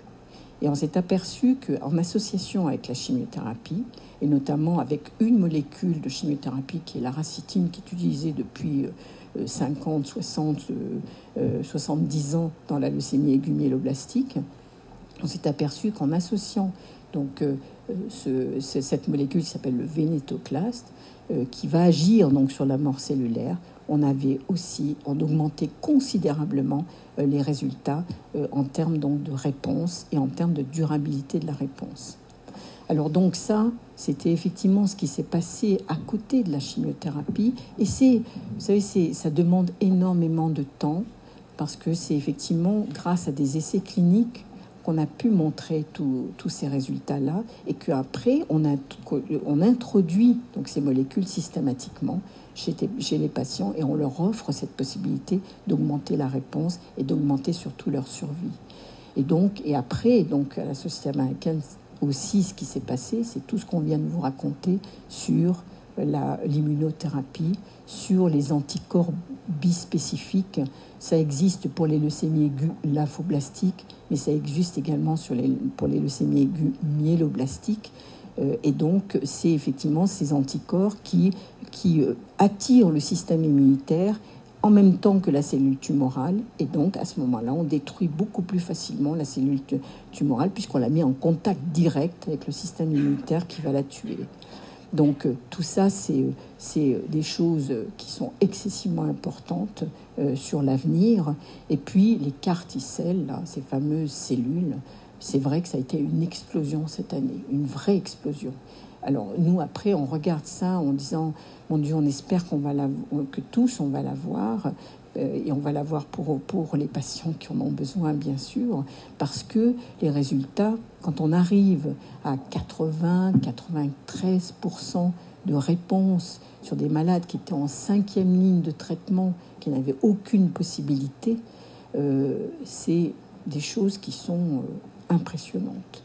Donc, il faut accéder à ces thérapies. Et donc, on vous a dit tout à l'heure que les cellules, on les utilise en autologue, c'est-à-dire qu'on prélève le patient et on manipule la cellule laboratoire et on rend la cellule modifiée au malade.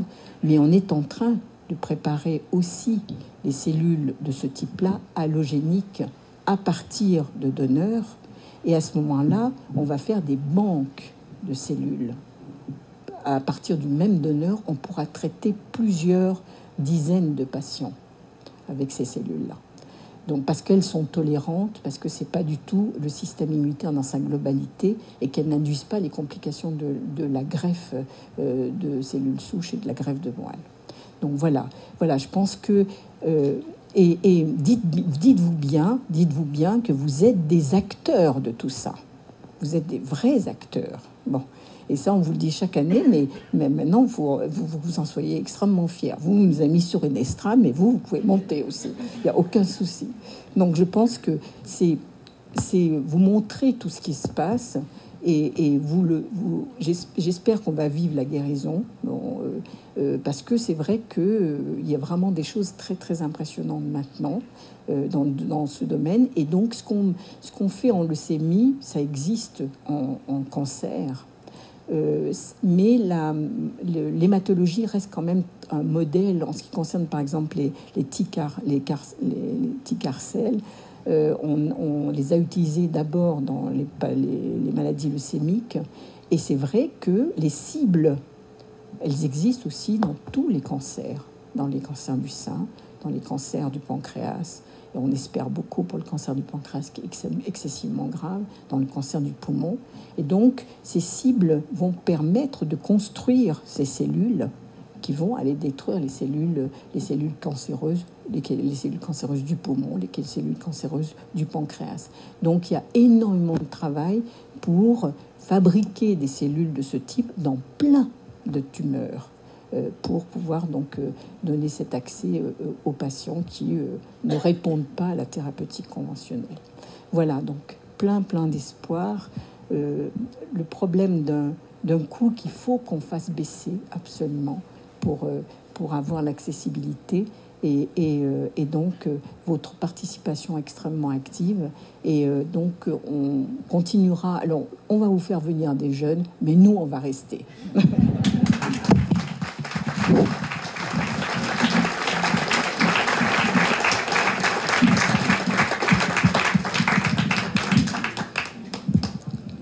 Un grand merci pour cet enthousiasme, pour cet espoir que vous nous projetez, et dans un espoir qui est dans un avenir assez proche, somme toute. Et d'avoir su également nous mêler à tout ça. Notre enthousiasme, vous allez le voir, on va vous le présenter, il dure toute l'année. Il est réparti entre tous. Et cet enthousiasme, il est porteur d'espoir par les explications que vous nous donnez. Et il va directement également auprès des malades. On parle chacun de notre côté, et puis un petit peu plus loin, il y a les malades. Et les malades, je crois qu'il est important qu'ils ne se sentent pas seuls. Et là, vous avez peut-être aussi, ça ne coûte rien, c'est de leur dire qu'on pense à eux. C'est de leur dire que dans leur bagarre, ils ne sont pas seuls. Et ça, c'est notre boulot. Celui-ci ne nous coûte pas excessivement, mais wow, c'est chouette. Merci d'avoir ton enthousiasme pour essayer de soigner tous ces gens. Alors...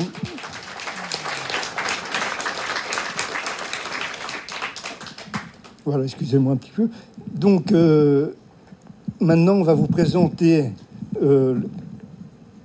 comment on a réalisé un petit peu nos défis, qui, comme vous allez le voir, ça ne diminue pas. Pratiquement tous les feux sont au vert, dans une économie qu'on nous dit qui repart, mais nous, on les a devancés. Voilà. Alors, notre défi... des 100% reversés, ça continue. Il n'y a même pas besoin de donner d'explications. Ça marche. Le défi des parrainages, qui nous est un petit peu attribué à tous, il marche pas mal. Parce que bien on souhaiterait, mais il y a une érosion naturelle, il y a des gens qui se déplacent, il y a des gens qui bougent, il y a des gens qui ont d'autres objectifs. Eh bien, néanmoins, malgré toute cette érosion, grâce au parrainage, aux mots qu'ils disent, et puis au sérieux que tout le monde affiche dans notre enthousiasme, eh bien, il y a des gens qui accrochent au train et puis qui viennent nous accompagner. Il y en a de plus en plus. On en parlera tout à l'heure quand on parlera de chiffres. Ce sera assez vite fait. Et maintenant, on va passer aux choses concrètes également en ce qui nous concerne. C'est vous faire voir un petit peu comment s'est déroulé 2017 avec nos défis.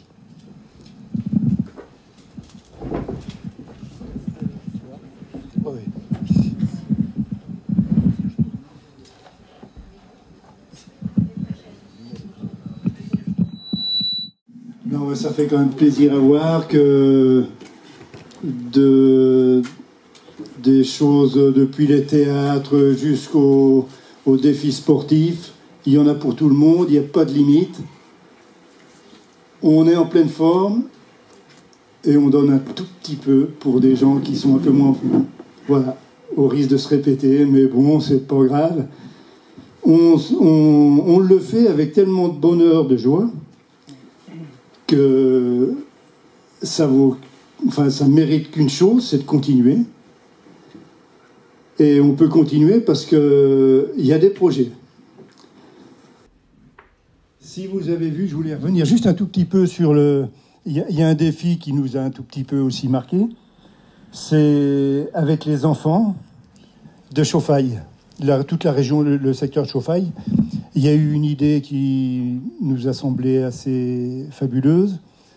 C'est les professeurs qui ont eu l'initiative d'engager leurs enfants, enfin les élèves de primaire du canton de Chauffaille, dans un défi qui était de courir Et ils nous ont sollicité pour aller présenter l'association 8 jours avant. On est allé avec Monique. Et c'était encore déjà une journée, aussi une très très belle journée. On a eu, par exemple, comme petite question, un garçon qui dit « Mais bon, c'est bien beau tous vos bazars, là, mais qu'est-ce qu'il y a à gagner ?» Et puis on n'est pas habitué, nous, à parler aux petits mômes comme ça. Alors, on lui dit « Tu sais, il n'y a pas grand-chose à gagner qui se calcule en monnaie. Mais par contre, tu n'oublieras pas une chose, et vous n'oublierez pas une chose, c'est que ce soir, le soir de votre course, où vous aurez couru pour des gens malades, qui sait, vous ne le savez même pas, eh bien ce soir-là, vous allez pouvoir rentrer chez vos parents, être fiers, et ce sera votre victoire. Et être fiers de faire quelque chose, même pour des gens qu'on ne connaît pas. Alors, quand on voit comment ils ont capté le message, c'est une vraie réussite, parce qu'on les a vus se bouger. Il y a une autre petite fille qui dit un moment, parce que les professeurs disent, bon, il faudra peut-être, on va aussi penser pour donner pour ces malades aussi quelque chose autre que notre énergie. Et puis si on peut leur donner quelques petites pièces, ce serait bien quoi, de réunir tout ça, des petites pièces jaunes comme on entend parler. Et puis là, il y a aussi une petite qui dit, oh ben moi je demande à mon papa, 10 €, pas de problème, il va les donner.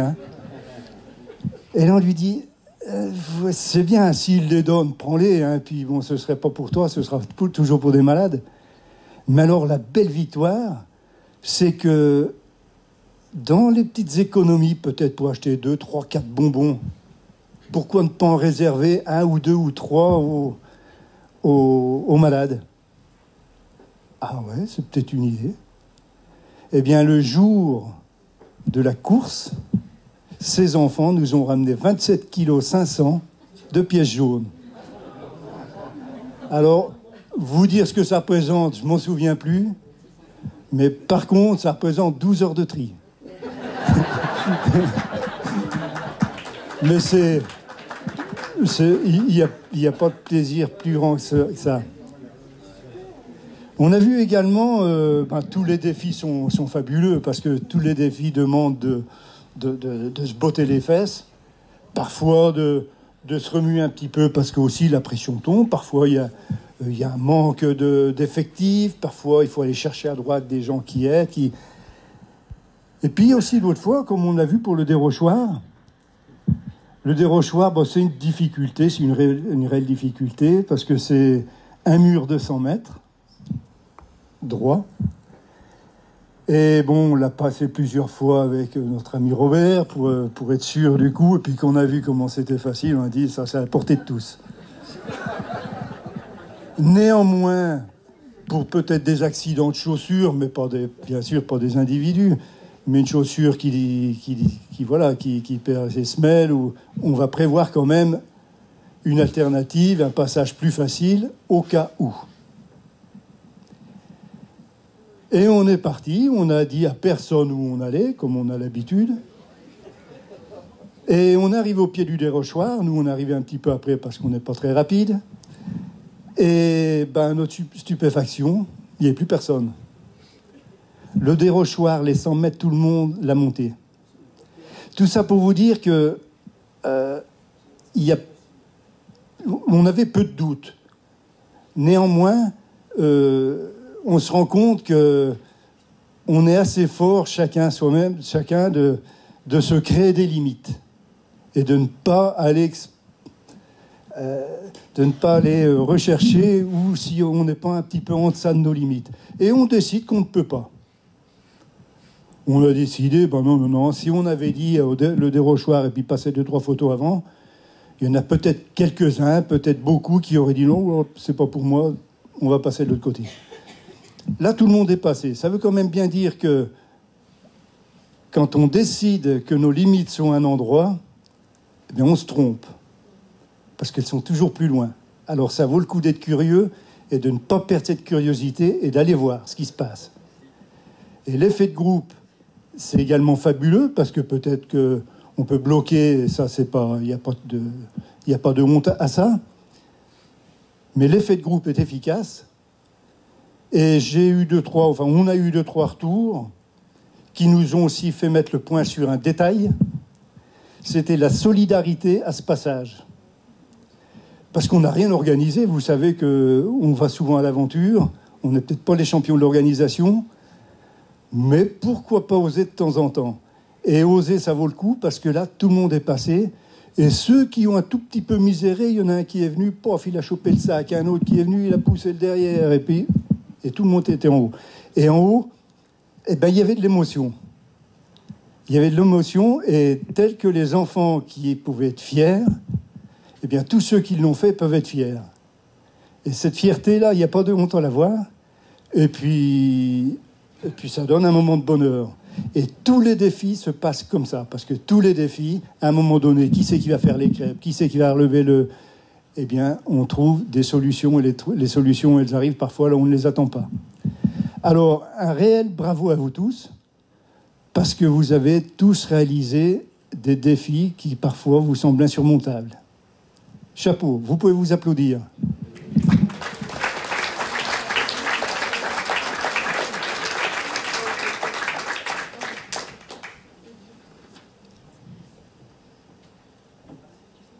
Alors, on va passer maintenant à la troisième partie, parce qu'on parle, mais ça avance pas. Alors, les défis pour 2018, comme vous l'avez vu, il y a une petite... on a déjà pas mal. Ce qui fait que quand on a fini les défis d'une année, on se dit, qu'est-ce qui va se passer? On est comme vous. Hein. Qu'est-ce qui va se passer en prochain? Vous avez tellement d'idées, parce que ça peut partir... Les défis, c'est une idée sur une passion, sur un talent. Et les passions, les talents, ça ne manque pas. Il suffit d'en parler et puis de le faire. Alors, pour 2018, l'association, je le répète et je le répéterai longtemps, les 100%, on s'y engage et on le fera. C'est un élément fondamental de notre réussite dans le temps. C'est un petit détail, mais c'est également un détail qui vous oblige.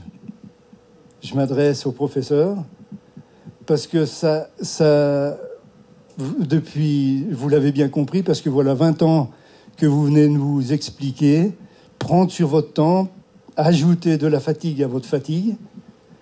Et pour nous, c'est un retour de respect, je trouve, des actions qui sont menées. Alors, merci à vous. Pour les adhérents, ce serait donc, comme d'habitude, le renouvellement de l'adhésion avant d'oublier, parce qu'on peut oublier. C'est pas grave en soi, hein, mais ça peut arriver. Et puis, bien sûr, de chercher d'autres adhérents. Ça marche. Continuez de le faire marcher. C'est très bien.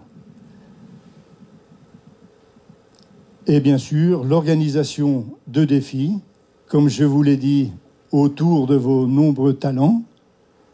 Et là, ici, mais pas trop, hein, parce qu'on n'y arriverait plus autrement. Parce que si c'est tous les jours, déjà là, c'est pas presque tous les dimanches. Alors, tout le monde n'est pas à la retraite. Ensuite, ça a déjà débuté le 24 et 25 février. Et il y a une équipe du Rideau s'ouvre d'Étang-sur-Arroux, alors qui sont des fidèles parmi les fidèles également, qui, je crois, depuis 16 ans de soutien et de fidélité à notre association. Ça, c'est un réel coup de chapeau. Parce que des idées qui sont flamboyantes, elles sont respectables, et c'est très très bien. Mais pouvoir s'appuyer sur des choses qui sont pérennes et qui durent dans le temps, sachez une chose, je ne vais rien vous apprendre, c'est que la maladie, elle dure. On est en train, avec nos professionnels, de lui tordre le cou, mais il y a encore un petit peu de boulot. Alors, pour les gens d'Étang-sur-Arroux, ils ont déjà eu 2-3 jours de spectacle, et puis ça continue, 24 et 25 février, s'il y en a qui peuvent s'y rendre. C'est ça ? Demain et après-demain. Bah oui, c'est pas très loin. Hein. Vous avez du mérite, hein. Il y a des gens de temps sur la route, d'Autun, je crois. Vous vous rendez compte? Alors, il faut le faire, hein, de faire ce chemin pour venir à une AG. Alors, si vous pouvez vous rendre à ce spectacle, ça vaut le coup. Le 21 avril, à Saint-Symphorien-des-Bois, et là, c'est à l'initiative de Daniel, je crois, oui, j'en suis même sûr. Daniel Burier, le groupe théâtral d'Anzy-le-Duc, qu'elle a rencontré à Paray-le-Monial, souhaitait chercher, justement, ne savait pas où jouer, enfin, parce qu'ils sont passionnés, en fait, par un spectacle qui leur va bien et qui est, paraît-il, magnifique. Alors, ils vont venir nous le présenter à Saint-Symphorien le 21 avril. Et là, on vendra des billets dans les jours qui viennent. Le 28 mai, à Belmont, ça s'est organisé par le groupe de Chauffaille et les copains du défi. Un groupe également qui dure dans le temps, parce qu'on en est également à 13, 14, 15 manifestations qui sont organisées par ces gens-là.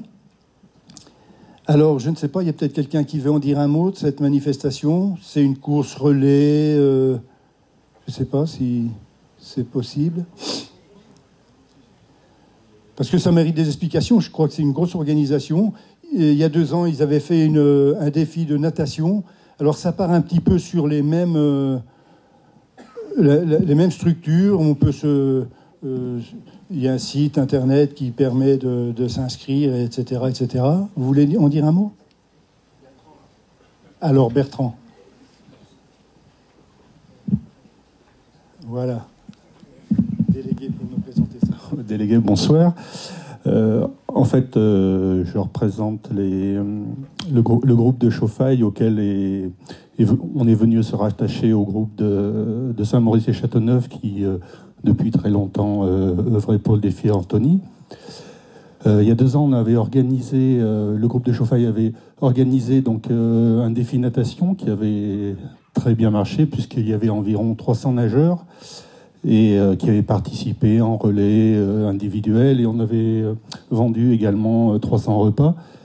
Donc devant le succès, c'est vrai qu'on n'a rien fait l'année dernière, et on a prévu cette année on avait un petit peu envie de changer, et puis donc on est parti sur un défi course, à la fois... donc on a choisi le site de Belmont-de-la-Loire, qui est situé à 5 km de Chauffaille. Et pourquoi ce site? C'était un petit peu déjà parce qu'il est très, très joli. Donc il y a un plan d'eau, et donc on aura un circuit de 2 km à réaliser donc 5 fois. Donc le défi, c'est de faire 10 km, soit en courant, soit en marchant, suivant sa forme. Et donc on a voulu un petit peu s'excentrer, parce que le défi non plus n'était pas connu dans la région rouennaise. Donc c'est un petit peu pour ramener un petit peu des gens de la région de Roanne, de Belmont, de Cours. Donc c'est pour ça qu'on a décidé de délocaliser un petit peu le défi. Donc on vous attend très nombreux le 28, le matin. Voilà. Merci pour cette présentation. Et là, on sait également que ce sera carré, hein, parce qu'ils sont une équipe fortiche. Puis soutenus par les copains, alors là, il faut s'attendre à quelque chose de bien. On a vu le 28 mai, le 3 juin. Si vous vous souvenez, il y a quelques 2 ans, on avait parlé d'un projet. Dominique et Maggie avaient projeté d'organiser un défi. Et dans cette idée, c'était d'aller visiter Autun. Autun, donc, c'est certainement dans notre département la ville qui a le plus d'histoire, qui a également la plus grande richesse de monuments historiques, des monuments romains. Autun, c'est Augustodunum, qui a été fondé il y a 2000 ans, un peu plus, je crois. Enfin, j'étais pas né, mais c'est à peu près ça. Hein. Et reste des vestiges, mais alors une quantité fabuleuse de vestiges. On a la porte Saint-André, le théâtre romain. C'est un théâtre, 20 000 places, 200 000 places. Non. C'était énorme. Hein. Non, 20 000. 20 000. Ouais, mais enfin... non, mais c'est tous ceux qui sont passés depuis. Alors... voilà. Voilà. Et ensuite, à Autun, on a la cathédrale qui est magnifique. Et on a également le premier évêché de France qui a été créé en 500, je crois, le 5e siècle ou le 5e siècle. Et tout ça, ça permet... Ça mériterait d'être... Parce que c'est méconnu, en fait. On entend parler d'Autun, on entend parler qu'il y a des vestiges. Mais c'est une ville qui gagne à être visitée, d'être découverte. Et là, quand Dominique a lancé cette idée, on disait on va se prendre par la main, on va les voir. Et puis, bon... Et puis, quelques jours après, il y a une dame, Thérèse, d'Étang-sur-Arroux, qui dit « Mais dites donc, j'ai suivi votre projet. Eh bien, j'en ai parlé à mes amis du Ligère Club. Alors, Ligère Club, c'est un club qui fait découvrir le bassin de la Loire, dans le sens large du terme, et qui a des tas de spécialistes pour connaître justement à fond Autun. Et elle a été également sollicité le Rotary Club d'Autun, qui a dit « Mais il n'y a pas de problème, on va vous aider. » Alors, d'avance, on est obligé de vous remercier. Et donc, ça fait tout ça est en train de se structurer. Bien sûr, il reste des détails à mettre en place, n'en doutons pas. Mais toujours est-il que cette visite et découverte peut être faite dans des conditions professionnelles, et terminée par invitation, je crois, de notre évêque, à découvrir et à finir la soirée, l'après-midi, à l'évêché. Voilà. Alors maintenant, si Dominique, tu veux en dire un mot, si tu as quelque chose d'avancé dans ces... Ou Marie-Thérèse, ou Marie-Thérèse et Dominique, ou les dames là qui peuvent nous mettre l'eau à la bouche pour... parce qu'après, on va être pressé que ça se passe. Hein.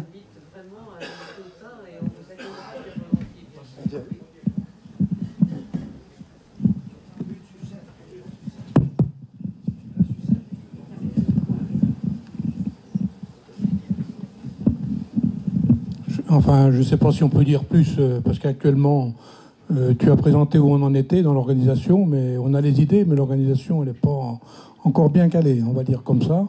À part, ce qu'on est sûr, c'est que l'évêque nous reçoit, enfin l'évêque ou un de ses adjoints nous reçoit, je pense qu'on dit adjoint, nous reçoit à l'évêché le soir. Mais autrement, le reste de l'organisation, mais c'est sûr que c'est une ville à découvrir, et je pense qu'il y a beaucoup de choses à voir et très intéressantes sur Autun en passant la journée. Alors on vous donnera toutes les explications possibles dans quelques temps. Et bien sûr, on invite les professeurs à venir visiter Autun. Vous ne connaissez peut-être pas particulièrement. Voilà.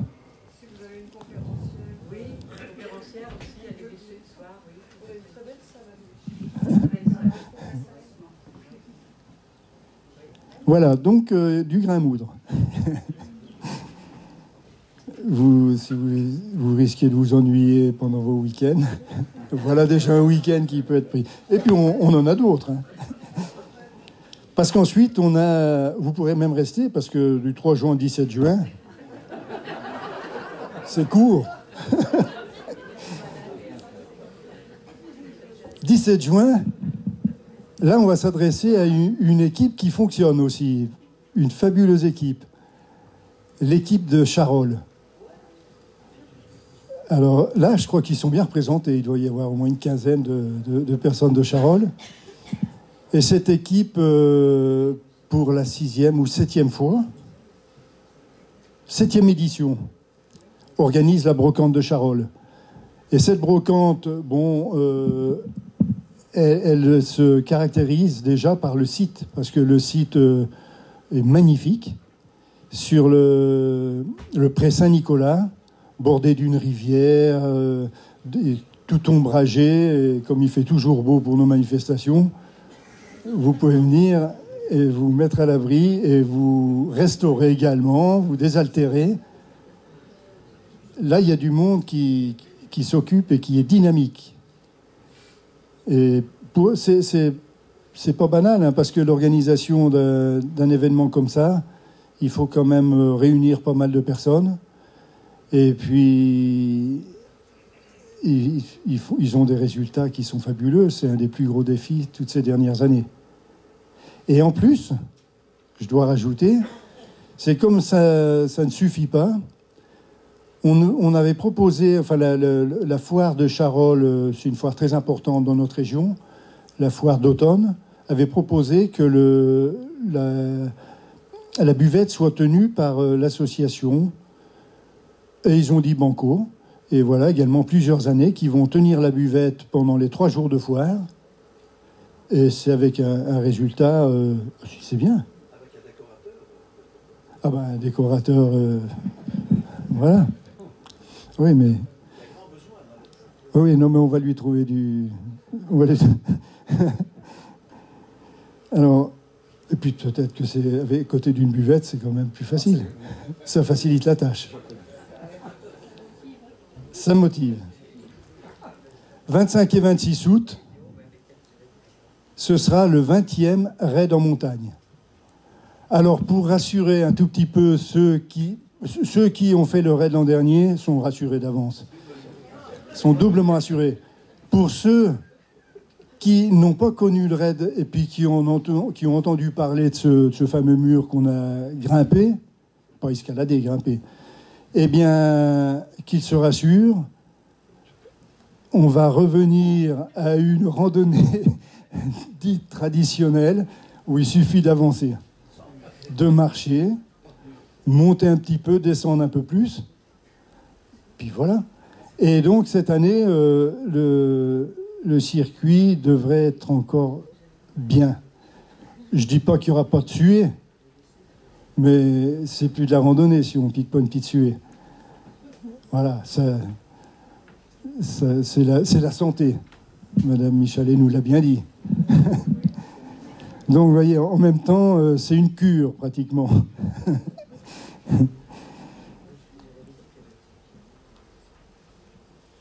Voilà. Et surtout, quand on voit les bons moments d'émotion, ça donne envie d'y retourner. On aura, je pense, enfin là, on n'est pas sûr non plus, c'est toujours un défi de sport mécanique.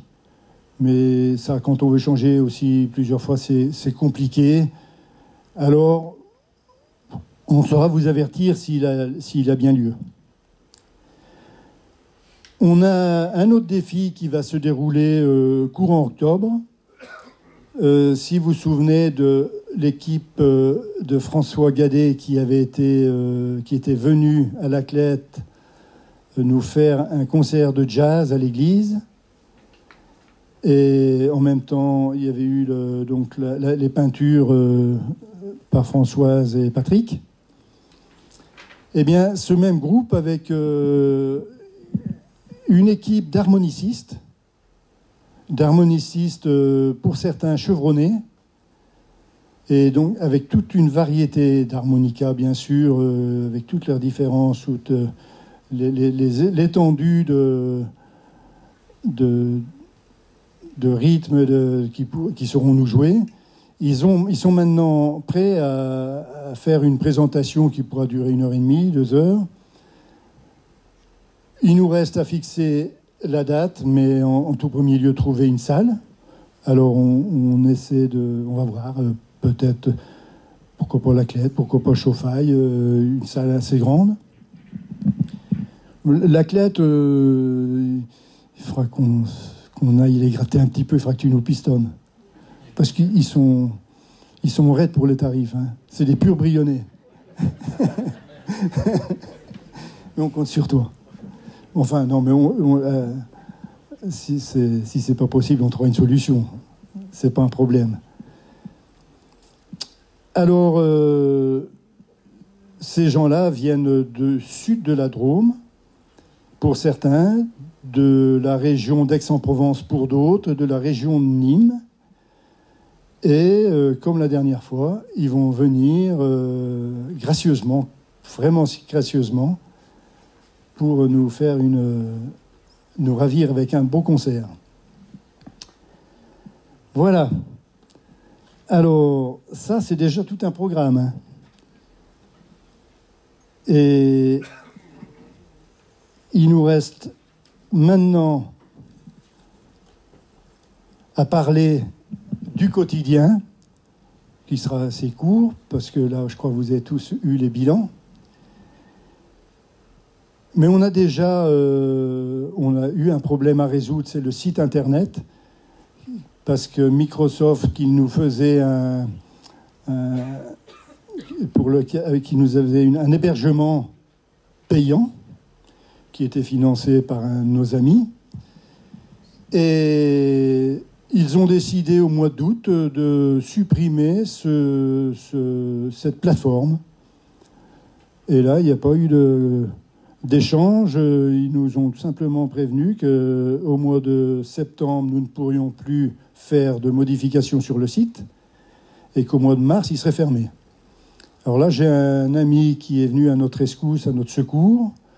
C'est Benjamin, je ne sais pas s'il est là, il a dit qu'il venait peut-être, qui est du Creusot et qui nous offre un hébergement et qui est un professionnel des sites. Il nous a donc offert un site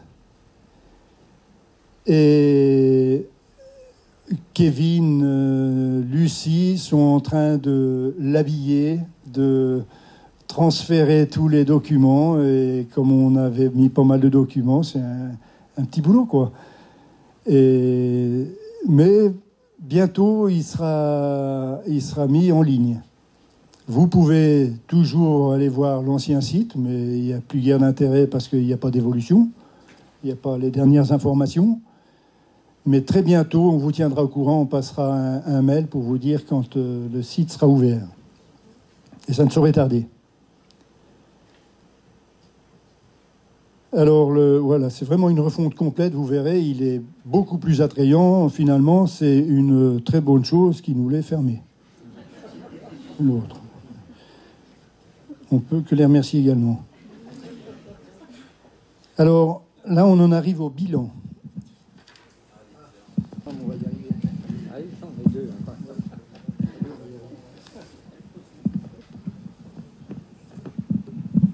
Alors, je parlais tout à l'heure qu'on avait pas mal de voyants qui étaient au vert. On va le découvrir avec quelques chiffres. En 2013, le nombre d'adhérents était de 234, pour monter progressivement à 300 en 2015, 317 l'an dernier, et cette année, 324. Alors, vous voyez, et sachez quand même que là, on a quand même une érosion, j'insiste, parce que c'est tout à fait normal. Alors, c'est plus que tous ces départs sont plus que compensés. Alors, bravo à tous. Et bravo à ceux qui cherchent dans leur entourage d'envoyer quelques personnes qui adhèrent. Et puis pour ceux qui oublient, pensez de continuer. Ces cotisations, si on revient à 2013, faisaient un total de 8 280 € pour arriver aujourd'hui à 12 215 €, chiffre maximum qu'on ait eu. Alors, voyez, progression. On a donc les défis qui étaient en 2014 4800, 2015 7000, et là on a 9453 pour tous les défis. Donc ça, c'est à peu près étal par rapport à l'an dernier, mais en progression par rapport aux années précédentes. Les dons divers, tout ce qui est... c'est également en progression. Non, je me suis trompé sur les défis. Les défis, c'est 20 244. Oui, c'est les dons, pardon.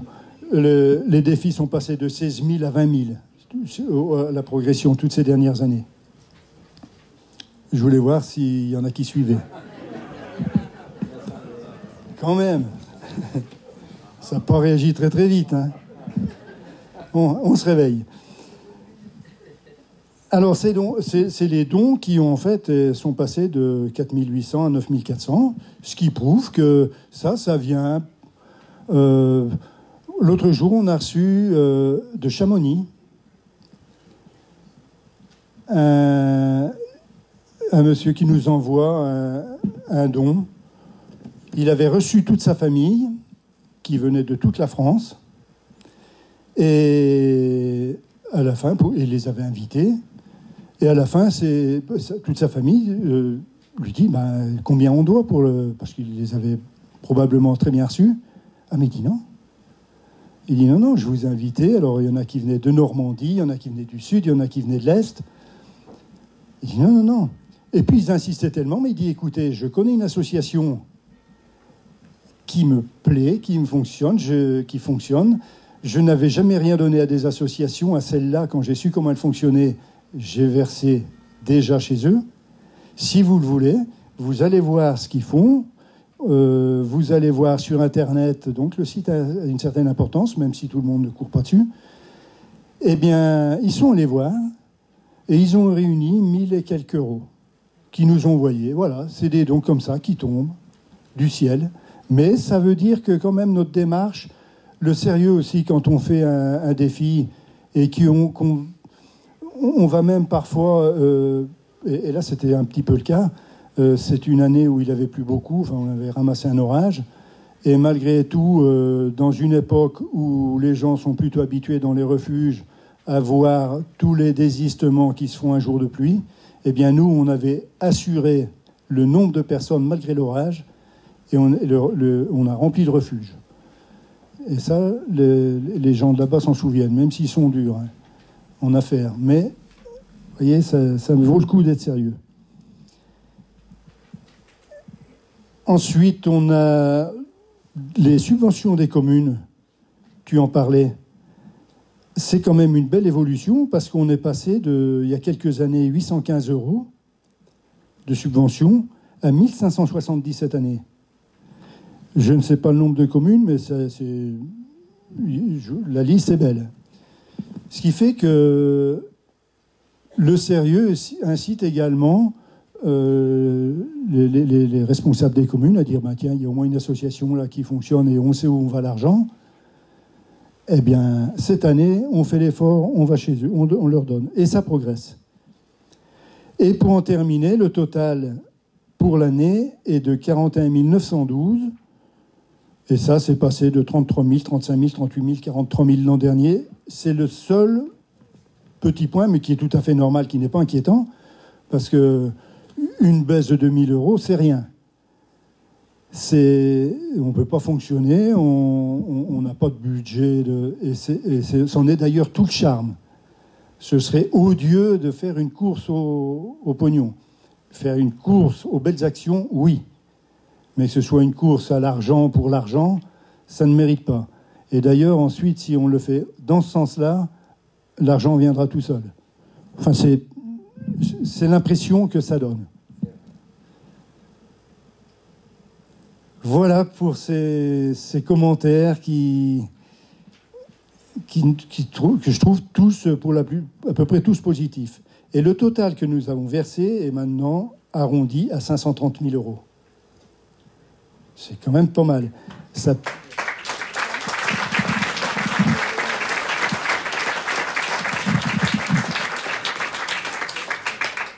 Alors, un dernier commentaire, on pourrait dire, après ça, oui, mais c'est quand même foutant 530 000 € en 20 ans pour payer une piqûre, il faut déjà être couillon.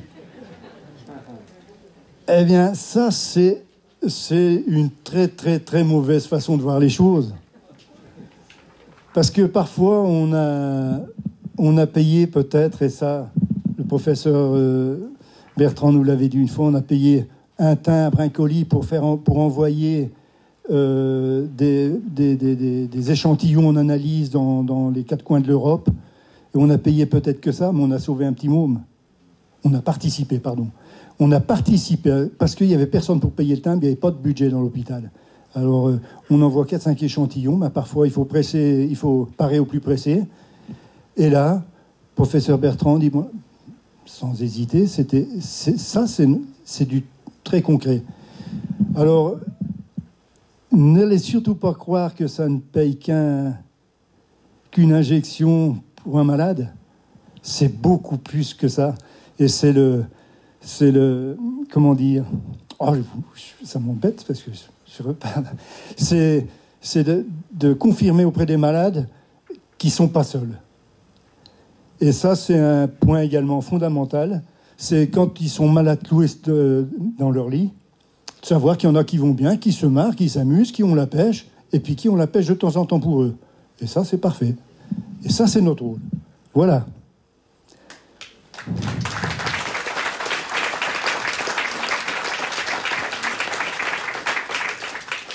Alors, on va bientôt en terminer. J'ai quelques remerciements parce que toute cette soirée ne pourrait pas se passer sans l'aide de nombreuses personnes. Et ensuite, on pourra aller trinquer un coup avec, s'il y a des questions posées aux professeurs, n'hésitez pas. Ils ont le temps.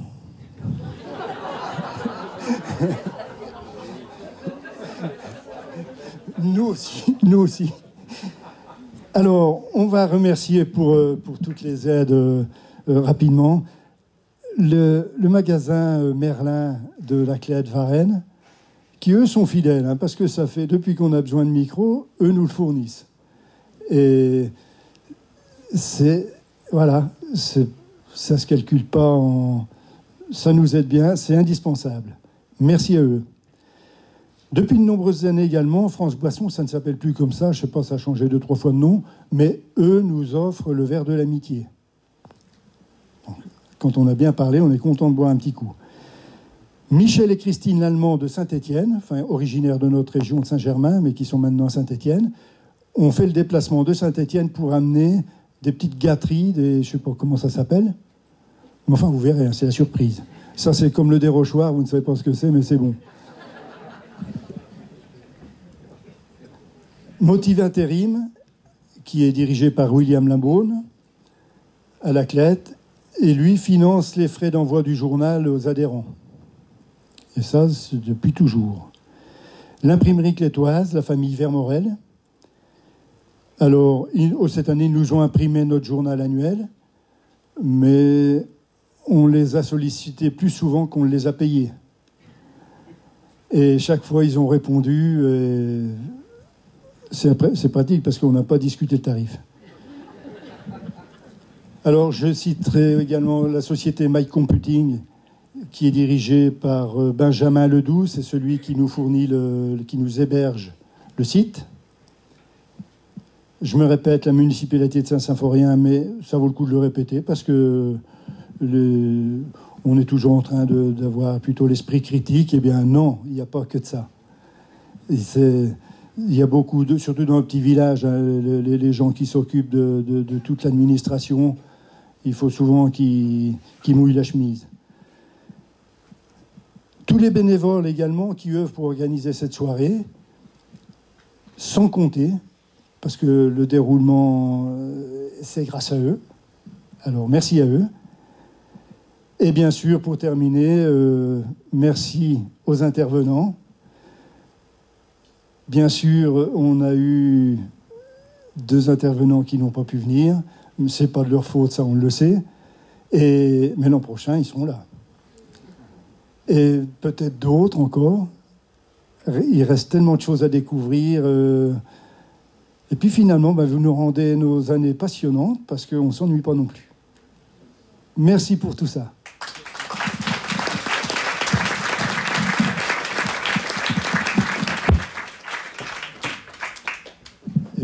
Et bien sûr, on va remettre les chèques.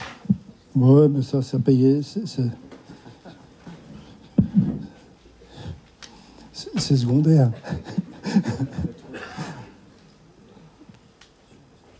Je pense ne rien avoir oublié.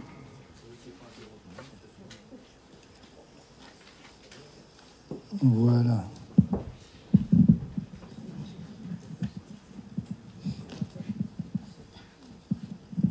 Voilà, après rendez-vous de l'autre côté pour trinquer un petit coup le verre de l'amitié.